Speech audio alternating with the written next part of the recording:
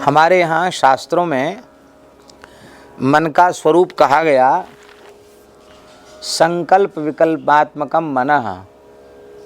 संकल्प विकल्प जिसमें निरंतर उठते रहें उसको मन कहते हैं। ये कभी शांत नहीं बैठता, कभी शांत नहीं बैठता। व्यक्ति सो गया फिर भी शांत नहीं है। स्वप्न में जो दृश्य दिखाई पड़ते हैं वो मन की ही कल्पना है। इसलिए वेद में लिखा है यज्ञाग्रतो दूर मुदयित दैवं तदु सुप्तस्य तथैवेति दूरंग मंज्योति खांज्योतिरे मनः कंतन में मनः शिव संकल्पमस्तु। यज्ञाग्रतः दूरम उदयति, जागृत अवस्था में मनुष्य को कहीं से कहीं ले जाता है। अब आपने मद्रास का चिंतन किया, यहाँ से कितनी दूर है मद्रास? शायद हवाई जहाज भी उतनी देर में नहीं, कोई साधन नहीं पहुंचा सकता। मन की गति बड़ी तेज है। तुरंत आप कल्पना स्मरण किया, आप वहां पहुंच गए। मन की गति बहुत तीव्र है। यह जागृतः दूरम उदयति, जागृत अवस्था में हमें दूर से दूर ले जाता है। असुप्तस्य तथैवेति, सोए हुए को भी कहां से कहां ले जाता है मन। दूरंग मंज्योति खांज्योतिरे कंतन में मनः शिव संकल्पमस्तु, वो हमारा मन कल्याणकारी संकल्प करे, करने वाला होवे।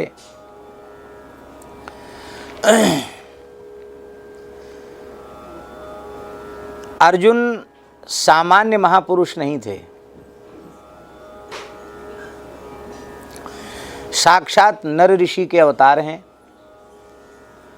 और ऐसे जितेंद्रिय महापुरुष हैं कि सशरीर स्वर्ग गए।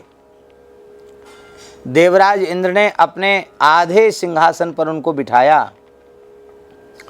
और स्वर्ग की सर्वोत्कृष्ट सुंदरी अप्सराओं में शिरोमणि उर्वशी के एकांत में प्रणय की याचना करने पर भी जिनके मन में विकार उत्पन्न नहीं हुआ, जिन्होंने उसे पूर्ववंश की जननी कहकर प्रणाम किया, शाप उसने दे दिया कि तुमको नपुंसक बनकर रहना पड़ेगा। और उसकी पूर्ति ब्रह्मला बनकर के विराट नगर में हुई अर्जुन की। वो 1 वर्ष के लिए नपुंसकत्व को प्राप्त हो गए थे। ऐसे अर्जुन जो इतने बड़े जितेंद्रिय हैं, जिनका अपने मन पर इतना अधिकार है, उन अर्जुन ने गीता में भगवान श्री कृष्ण से कहा चंचलम ही मनः कृष्ण प्रमाथि बलभद्रढ़ तस्याहम निग्रहम मन्ये वायुरिव सुदुष्करम। अर्जुन कहते हैं कि हे श्री कृष्ण, यह निश्चित ही मन बहुत चंचल है। चंचलम ही मनः कृष्ण, बहुत चंचल है। और कैसा है? प्रमाथि, बहुत बुरी तरह से इंद्रियों को, चित्त को मथ डालता है ये मन, अंतःकरण को मथ देता है। बलवत, बहुत बलवान है ये। दृढ़म, बड़ा मजबूत है। बातें चाहे जितनी लंबी कर लो, पर ये इतना मजबूत है कि इसके सामने सब हार जाते हैं। और संतों ने तो कहा मन के हारे हार है, मन के जीते जीते। विचित्र है ये मन। जैसे हवा को मुट्ठी में बंद करना कठिन है, अर्जुन कहते हैं तस्याहम निग्रहम मन्ये वायुरिव सुदुष्करम। वायु के समान उस मन का निग्रह अत्यंत कठिन है।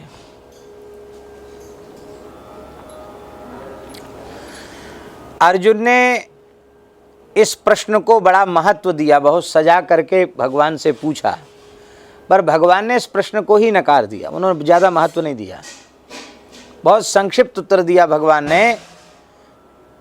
अभ्यासेन तु कौन्तेय वैराग्येण च गृह्यते। इसी को पातंजलि योग सूत्र में कहा गया अभ्यास वैराग्याभ्याम तन्निरोधा। अभ्यास और वैराग्य, इन दो के द्वारा मन का निग्रह संभव है, मन का निरोध संभव है। अभ्यास और वैराग्य। मन चंचल होता क्यों है? क्योंकि संसार की वस्तुओं का, संसार के पदार्थों के महत्व को वह मन में बिठाए हुए है।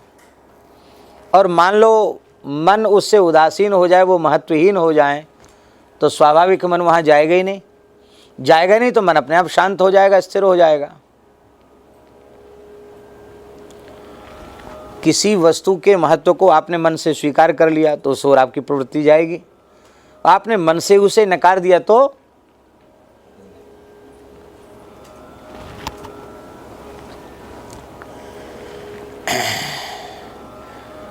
बमन की ओर मन जाता है, मलमूत्र की ओर मन जाता है, जाता है। उसका त्याग दिया, मन से नकार दिया आपने। जिस वस्तु का हम भीतर से त्याग कर देते हैं, जिस वस्तु के प्रति आकर्षण हमारे भीतर से समाप्त हो जाता है, वह वस्तु चाहे जितनी संसार की दृष्टि में महत्वपूर्ण हो, उत्तम से उत्तम हो, पर वैराग्यवान पुरुष का मन उस ओर जाता नहीं है। इसी को कहते हैं वैराग्य।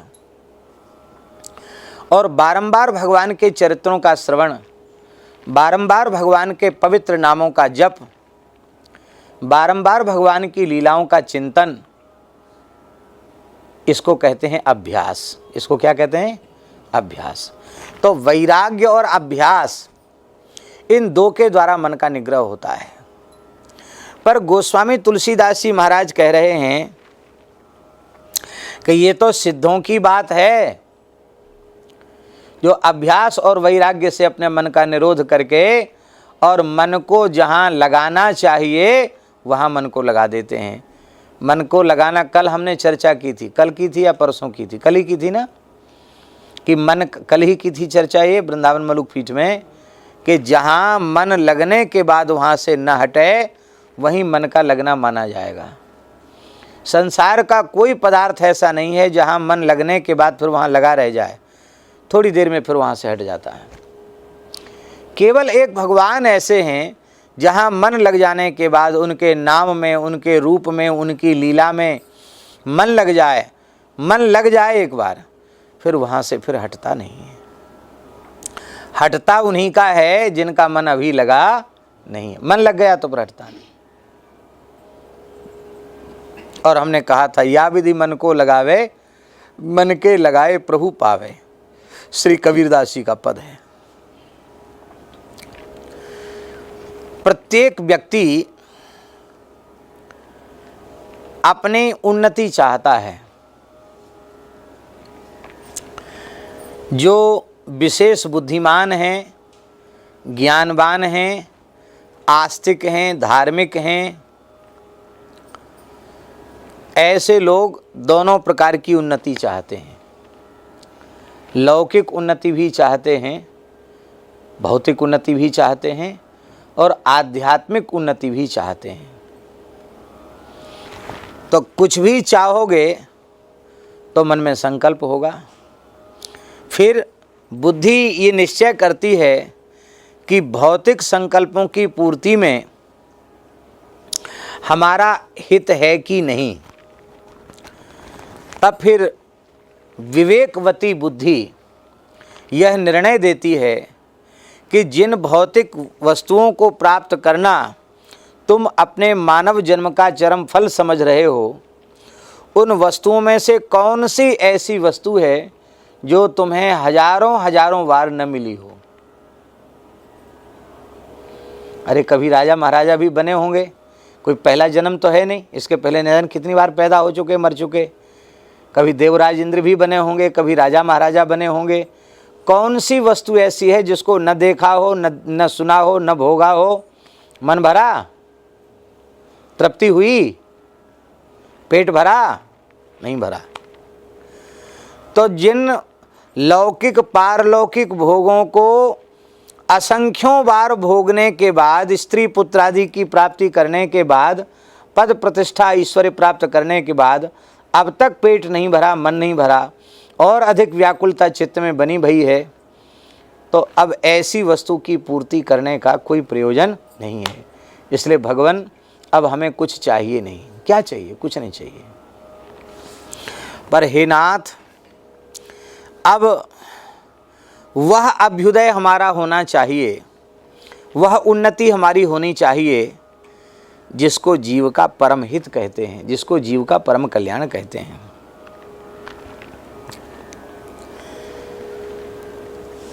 यही बात गोस्वामी जी कहते हैं कि अरे मन, तू किस लिए बहुत से प्रयत्न कर रहा है, साधन कर रहा है, यत्न कर रहा है। इसीलिए तू यत्न कर रहा है कि तेरे दुख की निवृत्ति हो जाए। तो संसार के किसी भी सुख को पाकर तो तेरा दुख मिटा नहीं। बड़े से बड़े सुख मिले पर उन सुखों को पाकर भी दुख तो मिटा नहीं। तो स्वाभाविक है, जब संसार की उत्तम से उत्तम, महत्वपूर्ण से महत्वपूर्ण वस्तु पाने के बाद भी तुम्हारे दुख की निवृत्ति नहीं हुई, तो इससे तुम यह पक्का निश्चय कर लो कि पारलौकिक जगत में, स्वर्गादि लोकों में, बड़े से बड़े महत्वपूर्ण लोक की, भोग की, पद प्रतिष्ठा की प्राप्ति से भी तेरा दुख मिटने वाला नहीं है। हनुमान नाटक का एक श्लोक है, हनुमान नाटक का, उसमें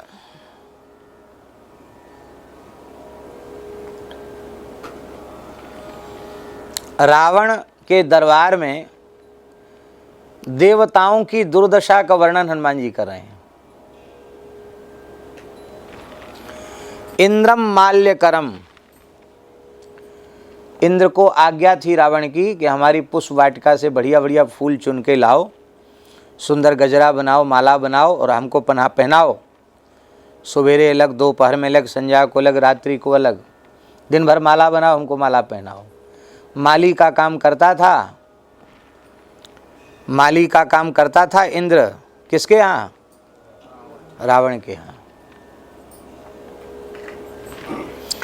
इंद्रम माल्यकरम, सूर्य को रावण ने आदेश दे रखा था कि तुम छत्र लेकर खड़े रहो, बहुत लोगों को गर्मी पहुंचाते हो, तपाते हो, तो तुमको यही सजा है कि तुम छत्र लगाकर हमारे पीछे खड़े रहो। नहीं, सहस्र किरणम द्वार प्रतिहारकम, द्वारपाल बना दिया था सूर्य को। दरवाजे पे खड़े रहो, कौन आया कौन गया हमको खबर करो। ये हनुमान नाटक का श्लोक है। और चंद्रमा को छत्र लेने की सेवा थी, वरुण को सेवा थी कि पूरी लंका में सफाई धुलाई करो। पवन देव को आज्ञा थी कि इस प्रकार से बहो कि किसी को सफाई झाड़ू न लगानी पड़े, कचरा किनारे होके सब समुद्र में चला जाए। विचित्र था उसका शासन।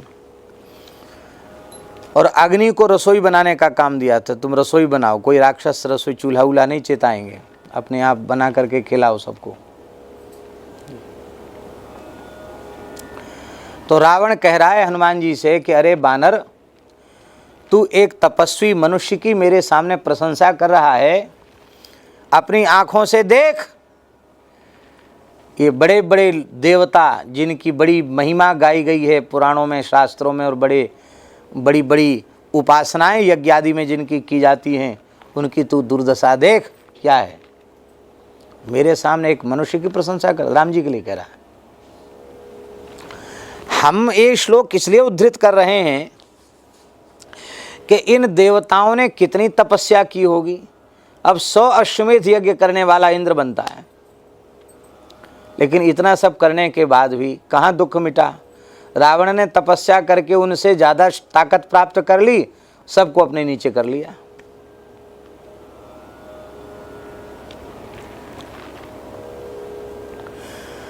युद्ध में देवता जय जयकार करने लग जाते हैं राम जी को। रावण देखता है कि रे कौन जय बोल रहा है, तुम जय बोल रहे हो? अरे तुम सदा हमसे अपमानित भय और हमारे सामने अब जय जयकार करो हमारे शत्रु की। तो गर्जना करके रावण आकाश की ओर दौड़ता है तो तुलसीदास जी महाराज लिखते हैं, देवन तके मेरुगिरी खोहा, देवता भाग करके मेरु मद्राचल की गुफाओं में छिप गए। अब ये दुख है कि नहीं? आपको कोई परेशान करे, आप प्राण बचाकर भागें, अपने प्राण लेके भागें, बड़ा भारी कष्ट है। तो इतने बड़े देव पद को पाने के बाद भी दुख मिटा नहीं। चलो, इतने देवताओं की ऐसी दुर्दशा जिस रावण ने की, उसका दुख मिट गया हो, रावण का भी दुख नहीं मिटा। रावण का सर्वाधिक प्रेम मेघनाद से था, क्योंकि वह बड़ा बलवान था और ज्येष्ठ पुत्र था। इंद्र को बांध करके रावण के सामने ले आया था, इतना बलवान था। इंद्रजीत उसका नाम पड़ा, और प्रतिज्ञा करके गया था कि मैं तुम्हारे शत्रुओं का सिर काट करके लाऊंगा। और लक्ष्मण जी ने जब उसका सिर छेद किया तो रावण के ही सामने उसके पैरों के पास उसका मस्तक कट करके जब गिरा तो रावण ने कितना विलाप किया, कितना पश्चाताप किया है, कितना रुदन किया है, वाल्मीकि रामायण में वर्णन है। उसका भी दुख नहीं मिटा। जिसने इतनी तपस्या की, देवताओं को भी नौकर बना लिया, उसको भी रोना पड़ा। लंका में आग लगी तो रोना पड़ा, अक्षय कुमार मरा तो रोना पड़ा, मेघनाद मरा तो रोना पड़ा। रोना नहीं पड़ा, कुंभकर्ण के मरने पर भी रोना पड़ा। और अपने ही सामने 1 लख पूत 1.25 लाख नाती, ता रावण घर दिया न बाती। कबीर साहब बोल रहे हैं 1 लख पूत, कितने लड़के थे उसके? 1 लाख। अब तो सरकार विचार कर रही है कि बच्चे पैदा करना बंद कर दो। 1 लाख पूत और 1.25 लाख नाती, और कोई दिया जलाने वाला घर में बचा नहीं उसके सामने, तो वो भी दुख तो उसका मिटा नहीं। मनुष्य सारे यत्न इसलिए करता है, सारे प्रयास इसलिए करता है कि मेरे दुख मिट जाएं, पर उसके दुख मिटते नहीं हैं। जब तक लौकिक पारलौकिक पदार्थों का महत्व मन में बना हुआ है, तब तक दुख मिटने वाला नहीं है। यही बात गोस्वामी जी कहते हैं, काहे को फिरत मन करत बहु जतन। अरे मन क्यों अनेक यत्न करता है दुख रहित होने के, मिटे ना दुख। तू चाहे जो कुछ कर ले, तेरे दुख मिटने वाले नहीं है। कब तक? विमुख रघुकुल वीर, विमुख रघुकुल वीर। जब तक तू भगवान से विमुख है, तब तक तेरा दुख मिटने वाला नहीं। और तू ईमानदारी से भगवान के सन्मुख हो जाए, तू ईमानदारी से भगवान के सन्मुख हो जाए, तो दुख मिटने की बात तो जाने दो, प्रारब्ध के अनुसार तेरे जीवन में दुख आएगा भी ना, तो तुझे छू करके दुख भी सुख बन जाएगा।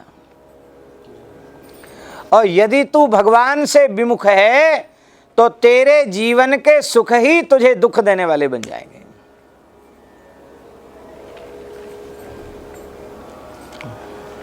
भगवान के सन्मुख हो जाओ।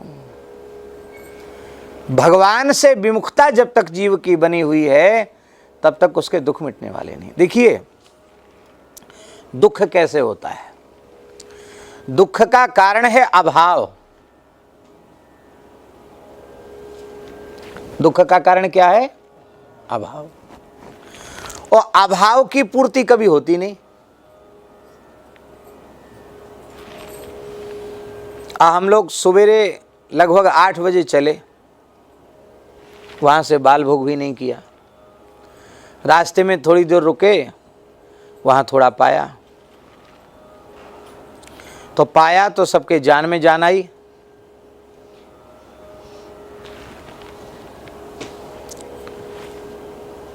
बार बार हमारे साथ वाले कह रहे थे कि भाई कहीं खड़ी करो, कहीं खाओ, कहीं खाओ। सवेरे बिना खाए पिए चले हैं, तो एक जगह बैठ करके कुछ प्रसाद लिया गया। तो उस समय तो सबको भूख खत्म हो गई कि नहीं हो गई? और त्रिवेणी जी में गोता लगाने के बाद सबको भूख लगी कि नहीं लगी? बताओ, ईमानदारी की बात। हमको तो लगी। तो अभाव की पूर्ति कहाँ हुई? बोलो।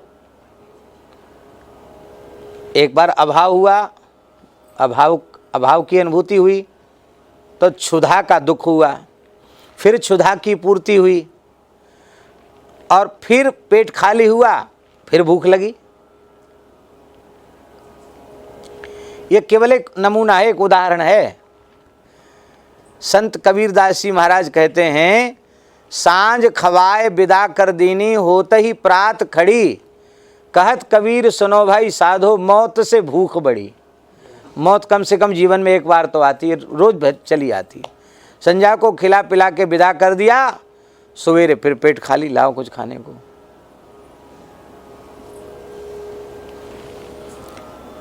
धन मिल गया तो धन के अभाव की पूर्ति भी होने वाली नहीं है। वस्त्र के अभाव की पूर्ति भी होने वाली नहीं है। फट जाएगा तो दूसरा कपड़े की जरूरत पड़ेगी।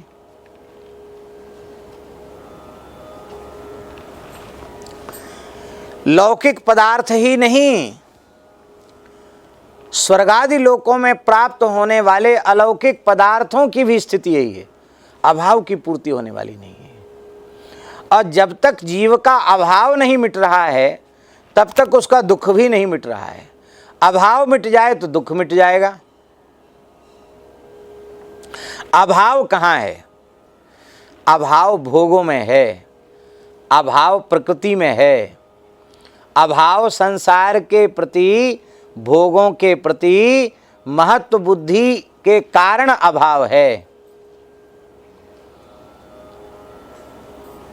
हमारे अंतःकरण की स्थिति लौकिक पदार्थों को महत्व देने के कारण जैसे उनमें बनी हुई है, ऐसे ही हमारे अंतःकरण की स्थिति भगवान में हो जाए तो प्रकृति तो अभाव रूप है और भगवान भाव रूप हैं।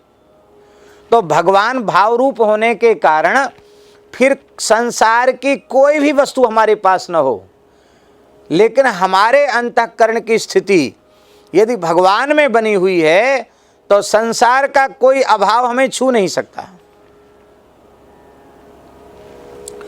बड़े बड़े अरबपति खरबपति लोग, वो सबसे भारी दर्द दिखाई पड़ते हैं, उनके अभाव मिटते ही नहीं। गरीब आदमी फिर भी सुखी हो जाता है, और बहुत बड़े धनाढ़ लोग कभी सुखी नहीं होते, क्योंकि जिम प्रति लाभ लोभ अधिकाई। एक बड़े सिद्ध पुरुष थे, परम पूज्य स्वामी श्री संपूर्णानंद जी महाराज। हम कथाओं में उनका प्रायः स्मरण करते हैं। सौराष्ट्र के महान संत थे।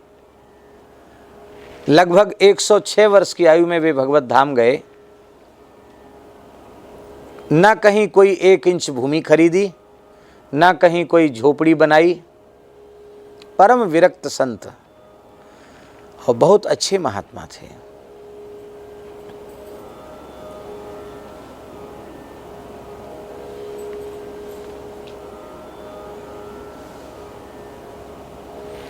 किस प्रसंग में हम उनका नाम ले रहे थे?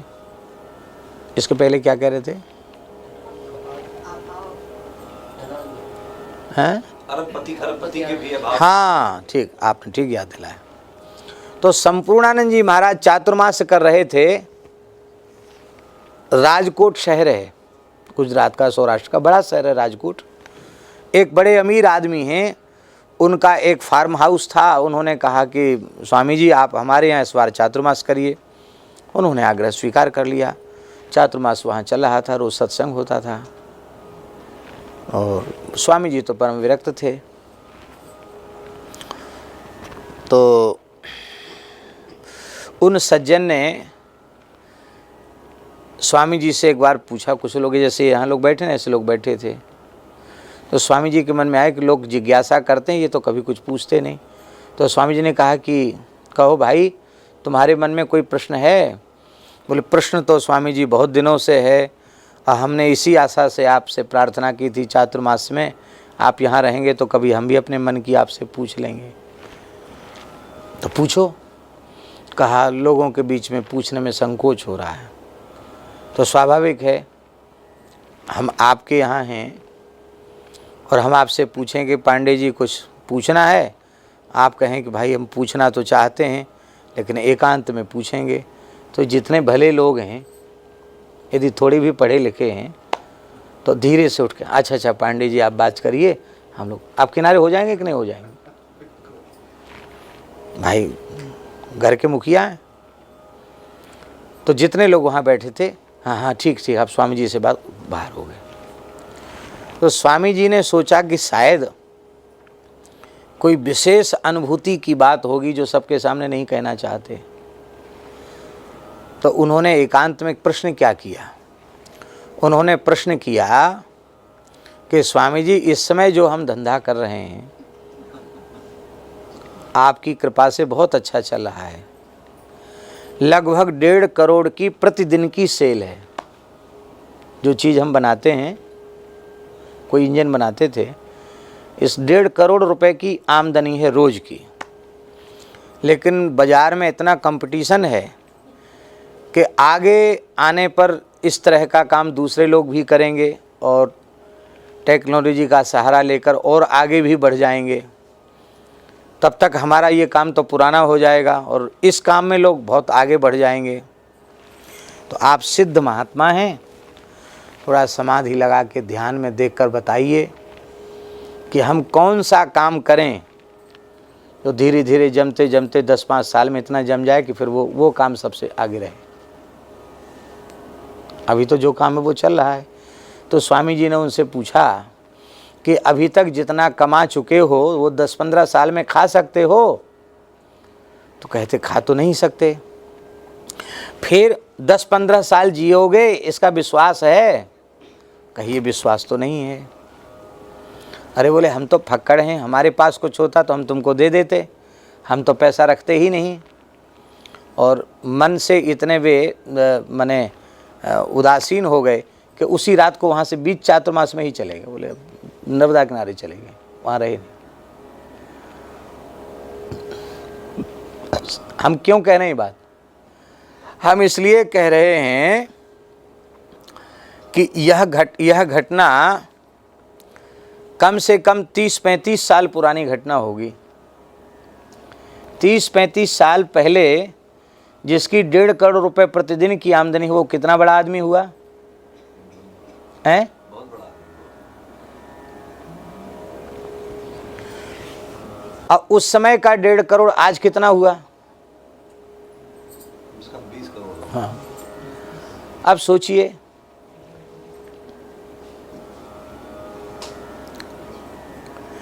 अभाव मिटा? अभाव तो नहीं मिटा, और अधिक अभाव व्याप्त हो गया। जब तक हमारी किसी भी विषय में स्थिति बनी हुई है, चाहे वो लौकिक विषय हो या स्वर्ग आदि लोकों में प्राप्त होने वाले भोग हों, उनमें जब तक हमारे चित्त की स्थिति बनी भई है तब तक हमारे अभाव की निवृत्ति होने वाली नहीं है। और जब तक अभाव नहीं मिटेगा तब तक दुख भी नहीं मिटेगा। अभाव को ही दुख कहते हैं, अभाव का ही नाम दुख है। केवल भगवान ऐसे हैं, इनमें चित्त की स्थिति हो जाए तो फिर संसार की किसी भी वस्तु का अभाव व्याप्त तो होता ही नहीं। एक संत थे, गृहस्थ थे, वो उनका नाम था ईश्वरदास चारण। चारण जाति होती ना, चारण जाति के थे। भगवान द्वारिकाधीश श्री कृष्ण के बड़े अनन्य भक्त थे।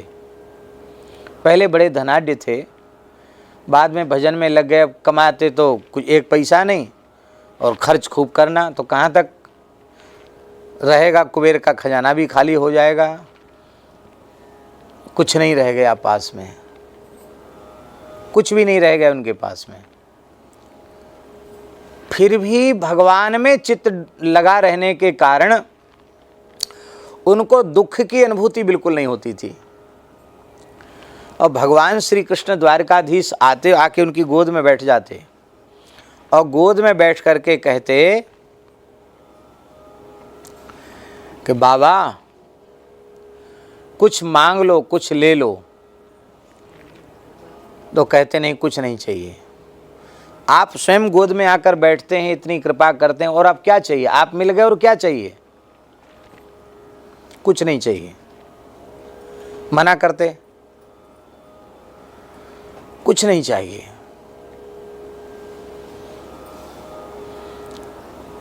एक दिन ईश्वरदास जी ठाकुर जी पर थोड़े नाराज हो गए। बोले आपको और कोई दूसरी कोई बात ही नहीं है, जब देखो तब एक ही बात कहते, कुछ मांग लो मांग लो मांग लो। अरे ये वरदान का लालच दिखाकर आपने कितने सकाम भक्तों को ठग लिया है। हमको ठग नहीं सकते, हम आपकी ठगाई में आने वाले नहीं हैं। बर दे के बहु ठगे सकामी भक्त जाहु फिर। आप चले जाओ, वरदान देकर न जाने कितने सकामी भक्तों को आपने ठग लिया है।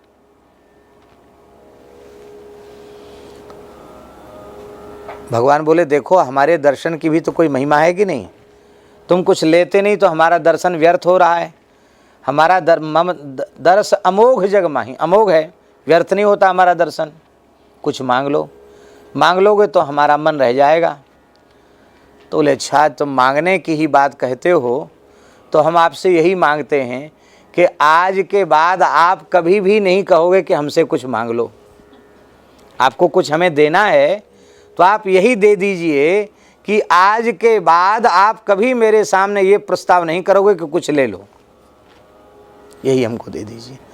भगवान ने कहा आश्चर्य, इतना क्यों घबराते हो लेने के नाम से? तब उन्होंने कहा भगवान हम आपसे ही पूछते हैं, हम आपसे किसी वस्तु को मांग लें, किसी पदार्थ को मांग लें तो जैसी कृपा आज हमारे ऊपर आपकी हो रही है, क्या ऐसी कृपा फिर होगी? ठाकुर जी मौन हो गए।